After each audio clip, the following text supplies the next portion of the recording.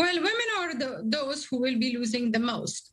They are fearful, they are worried, they are panicked, they are worried for their lives, and they are worried for their future and the future of the country. And what happens to them would be a determinant factor of what happens to the country moving forward. Women have really worked very hard over the past 20 years to be where they are. And it hasn't been a very easy journey. They have lost a lot along the way. They have really suffered a lot. But for a better future, they have done it. And now everything is at stake that with a blank, all of their achievements could be gone, and they wouldn't be even having the ability to pass it on to their daughters. And what happens to them would really determine the picture that we will have for the future of the country, but not only the future of the country, stability of the region, because a hopeless place that is undermining half of its population will be a very conducive environment for the growth of extremism, which will lead to terrorism. So it is a concern for the international community too, and I hope that they do not abandon the women of Afghanistan, because they are feeling very much abandoned at this point. But there is still things that the international community could do and could do it better, because the efforts so far are very reactive, very much uncoordinated and inconsistent. It needs to become better.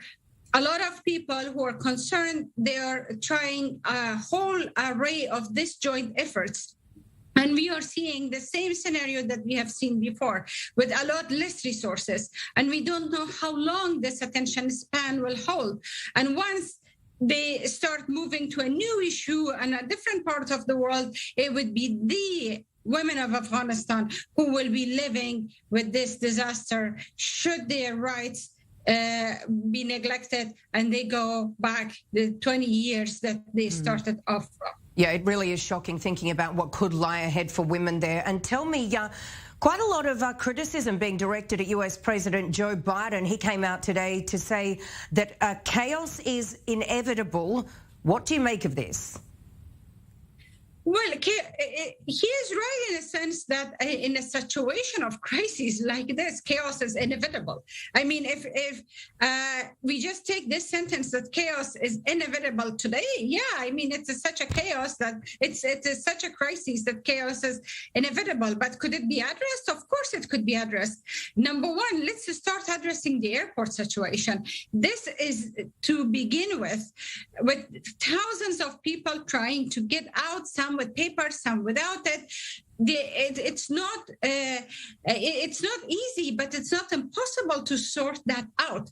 If you sort that out, life will be easier for them and for you and for all the rest of the international community who are trying to evacuate people who have worked with them and who are trying to get out. Starting with that. Secondly, thinking about what is going to be next in terms of how you would be channeling humanitarian assistance, aid to Afghanistan, and bringing the people of Afghanistan at the center of this cooperation.